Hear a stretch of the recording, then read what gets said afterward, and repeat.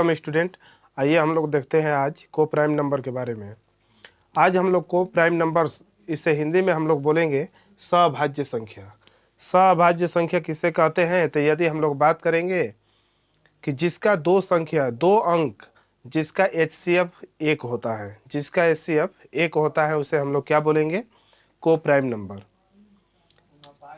अब देखेंगे जिसका HCF, जिसका HCF 1 होता है, उसे हम लोग क्या कहेंगे? को प्राइम नंबर। जैसे एग्जाम्पल की यदि हम लोग बात करेंगे 2 3, 2 3 का HCF कितना होता है? तो आप लोग कहेंगे 1। तो ये जो 1 होता है ये क्या है? को प्राइम नंबर है। अब यहाँ पर 5 8, 5 8 ये भी क्या है? को प्राइम नंबर है। को प्राइम, देखिए HCF जब निकालेंगे तो 1 होता है। HCF क्या होता है? वह बड़ी से बड़ी संख्या, वह बड़ी से बड़ी संख्या जो दोनों अंक को क्या कर दे? काट दे। उसी को हम लोग क्या कहते हैं? HCF कहते हैं। तो दोनों को काटने का कार्य कौन करेगा? 1। तो 1 जो है यही को प्राइम नंबर है, यही को प्राइम नंबर है। अब यहाँ पर आप लोग जानेंगे कि कोई भी लगातार संख्या होती है, कोई भी लगातार जो संख्या होती है वो क्या होती है? को प्राइम होती है। को प्राइम होती है, को प्राइम होती है। अब यहाँ बात करेंगे कि जो लगातार होती है को प्राइम नंबर होती है, आखिर में कैसे? चलिए हम लोग देखते हैं। क्योंकि आप लोग जानते हैं कि 1 2 3 4 5 डॉट डॉट डॉट। अब यहाँ पर देखेंगे कि यहाँ भी HCF कितना? तो पूछा जाएगा कि 1 2 का HCF, तो आप लोग बोलेंगे 1। 2 3 का HCF 1, 3 4 का HCF 1, 4 5 का HCF 1। तो देखिए सबका HCF जो आ रहा है, सबके सब 1 आ रहा है। तो हम लोग कहेंगे कि ये सब कोई भी लगातार संख्या है, ये सब के सब क्या होती है? तो को प्राइम सभाज्य संख्या होती है। चलिए हम लोग देखेंगे अब ट्विन प्राइम नंबर।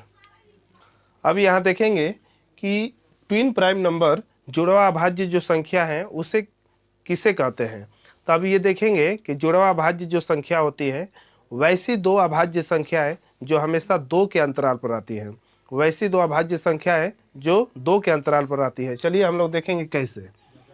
अब यहाँ पर देखेंगे कि 5, यहाँ पर देखेंगे 3, अब उसके बाद 5 3 5। तो 3 5 जो हो गया, ये देखिए इसे हम ट्विन प्राइम नंबर या जुड़वा अभाज्य संख्या बोलेंगे। उसके बाद क्या आता है? 5 7, ये भी क्या हो गया? जुड़वा अभाज्य संख्या हो गया, जुड़वा अभाज्य संख्या। उसके बाद 7 7 11, 7 11, 7 11, 7 11 जो है ये भी क्या है?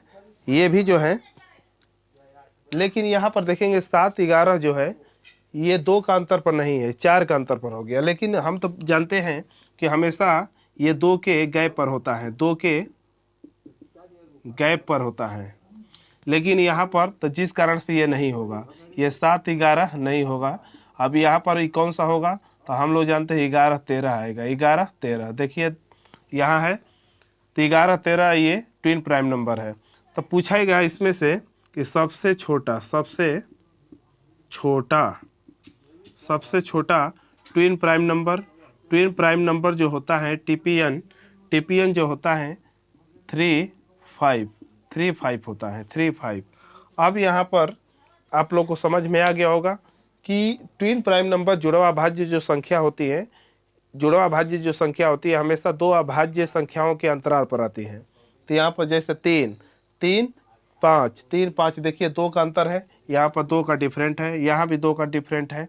यहाँ पर 7 11 4 का डिफरेंट हो गया, जिस कारण से ये नहीं हुआ। 11 13 2 का डिफरेंट हो गया।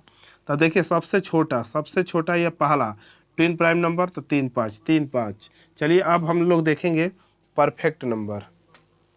अब यहाँ पर देखेंगे हम लोग कि परफेक्ट नंबर, उसे हिंदी में हम लोग कहते हैं परिपूर्ण संख्या। तो परिपूर्ण संख्या किसे कहते हैं? तो आप लोग जानेंगे कि जो संख्या